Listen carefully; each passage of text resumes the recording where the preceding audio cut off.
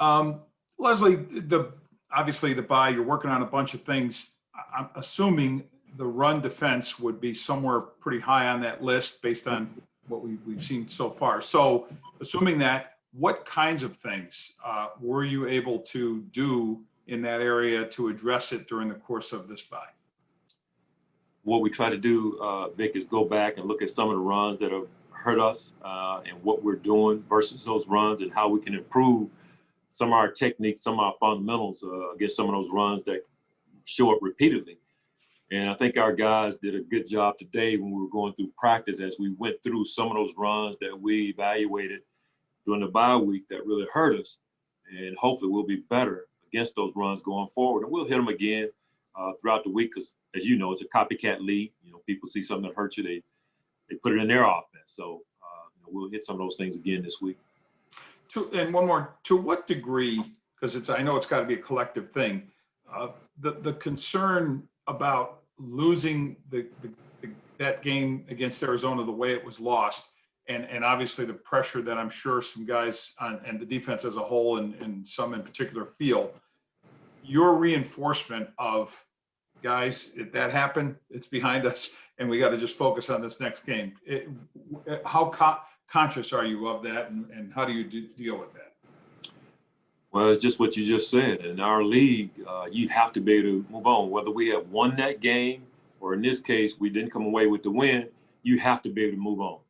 7 wins or 8 wins don't get you a whole lot in the National Football League. So for our guys, it's all about moving on from that game and put all our attention and focus, Vic, on the LA Chargers. And period. You know, whether we had won that game or not, you have to be able to move on and focus on this one opponent. And that's the National Football League. Thank you, Leslie. You're welcome.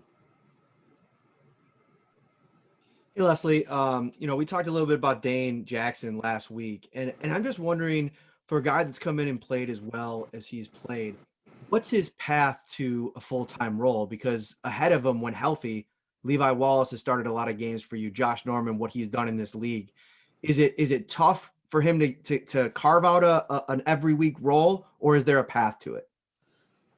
I think the more opportunities he gets to show what he's capable of doing, that's one of the ways you carve out a role for yourself in the lineup. And he's shown that the game is not too big for him when he's had his opportunities. He's made some plays for us. So that warrants our being able to take a real hard look at where he is and how we can best utilize, some of his strengths and really minimize whatever we think some of those weaknesses are, because he's shown some strengths that really get you excited about his potential.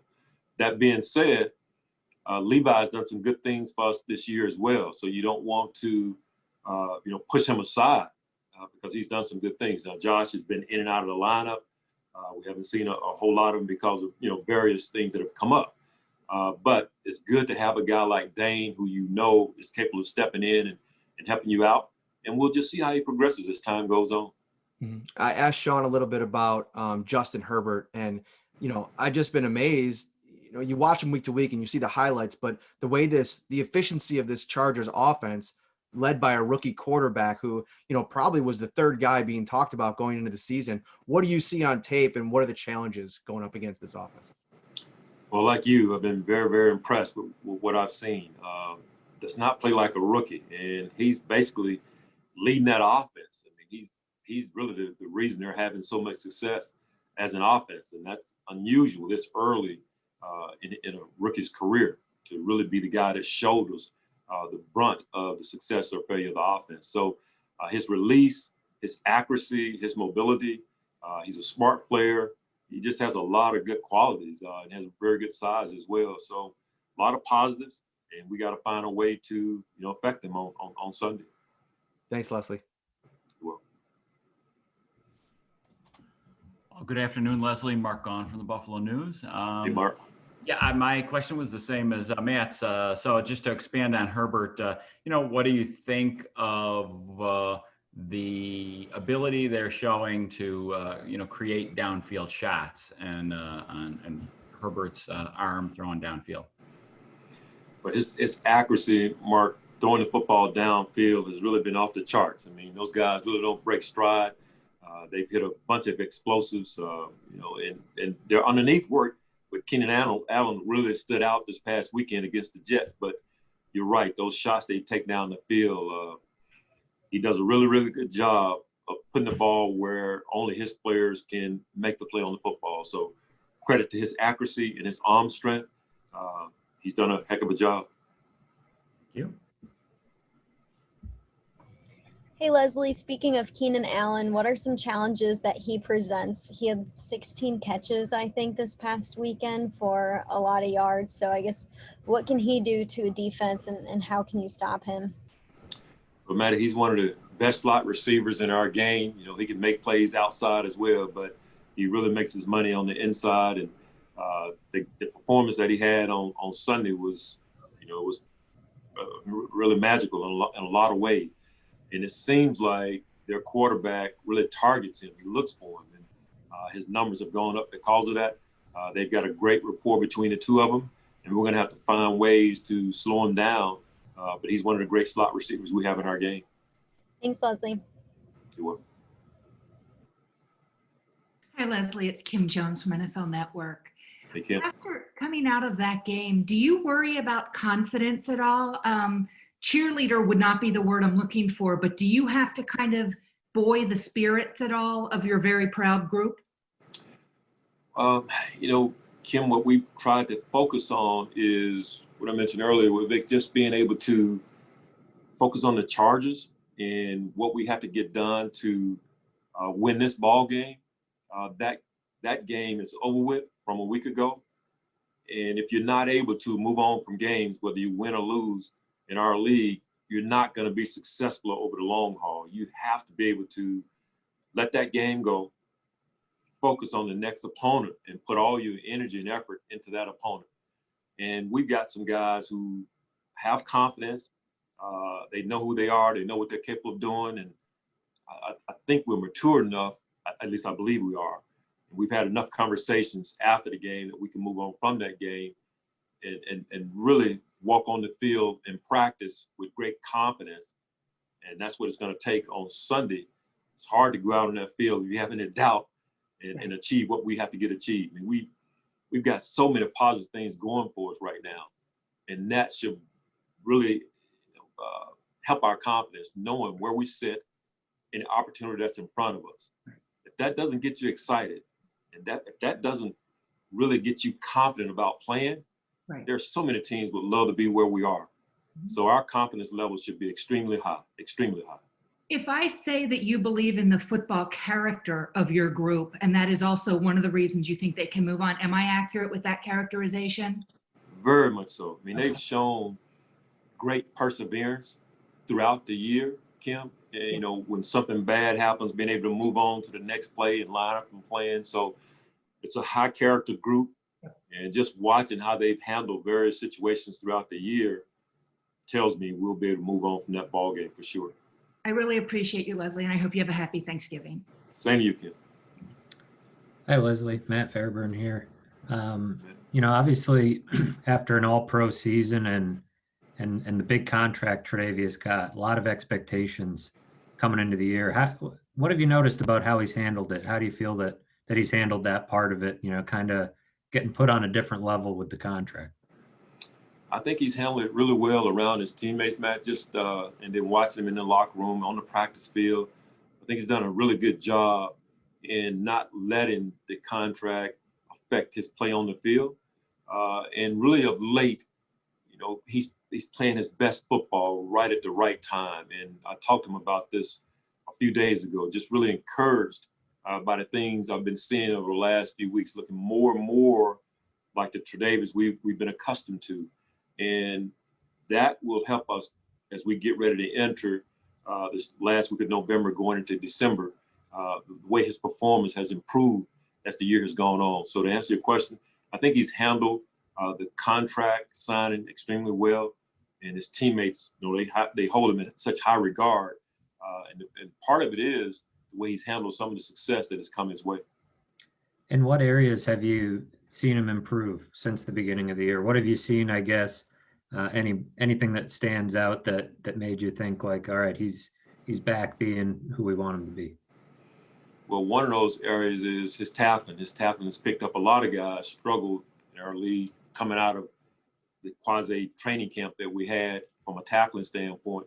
And then when we put him in situations of late where he was locked down on a particular receiver, we've seen him shutting that guy down, and we just got to do it more. We've got to give him an opportunity to do it more. We haven't done it as much this season as we have in years past for different reasons, but he's begun to show that he's back to that level where if we want to follow a receiver, he's ready to get that done. Thank you, Leslie. You're welcome. Hey, Leslie, John Worrell, the AP. Hey, John. Hey, I John. hope you had a good bye week off. Yes, you did. Good. Just what is it? What are the what makes the challenge of facing an Anthony Lynn offense unique? I'm sure you faced twice already with the Bills, but I'm sure you've done it before back to your previous years. Well, they really want to, Anthony's offense, they usually want to run the football. That's where it starts at, for sure, being able to establish the run game. But the difference today and what we've seen previously is what's happening with the quarterback position. They've got a young quarterback who has really taken the reins of the offense, and everything kind of revolves around his strengths, which is passing the football, and he has some ability as well, being able to run his own read and do some other things with his feet. So it's a little bit different in that way. They don't hang their hat on the run game as much as they have in the past, but they're more than capable of running the football. But when you throw it 59 times like they did this past weekend, the run game becomes secondary in some ways. But in its essence, Anthony would like to be able to run the football and pound it. They've got a pretty special quarterback. Well, and that's kind of where I was going with this, because you almost have to. Well, you probably wanted to throw away the tape of that 2018 game to begin with, or at least the first half. but do you? I mean, it just seems like such a different offense with Herbert there. Well, and rightfully so. I mean, he was drafted pretty high for a reason, and he's having a ton of success. I mean, arguably playing at the level of Rookie of the Year. So it makes sense what they're doing. But John, we know that they're capable of running the football. We know that their head coach wants to run the football. So we got to come into it being able to stop the run and not allowing them to be a balanced offense. Because this quarterback, he's even a bigger threat if they're able to run the football. Thank you very much, Leslie. You're welcome. Yes, good afternoon, Coach Frazier. George Radney, Challenger Community News. Hey, George. I have a couple questions for you. One, and with a player like a Dane Jackson, that seems like you guys bring him up off the practice squad each week.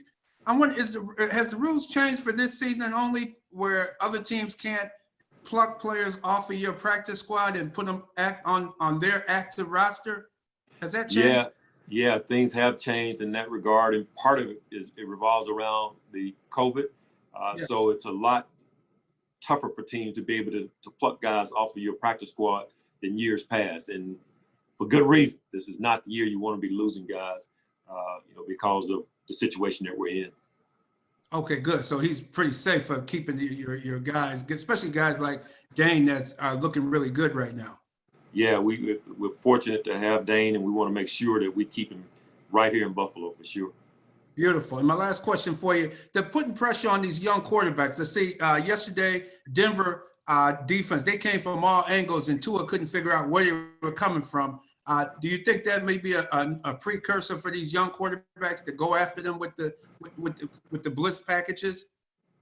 Yeah, for some young quarterbacks, for sure, and others, there are some other guys that really respond well to pressure. So you got to figure out which one that guy is that you're facing. Is he one of those that responds extremely well to pressure, or does pressure really force him into mistakes? And that's what you got to determine. All righty. And I just thought one last one. With Tre'Davious White, does he seem like the type of guy that seems like the guys that come on later in the season? You know, certain veteran guys seem to start off slow each year, but when you get to the second half of the season, especially November, December, he seems to turn it on.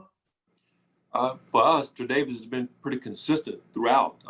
Each year that we've had him, he's played at a high level throughout the season. It just so happened for everybody this year was a little bit different with the start and how things began. And you're seeing more and more players that are really coming into their form this time of the year, and he's no different. You can really see his game, going to another level right now. But I think it's more, George, because of the way the year started without a training camp, a true training camp. Oh, all right. Well, thank you very much, and good luck this coming week. Thank you.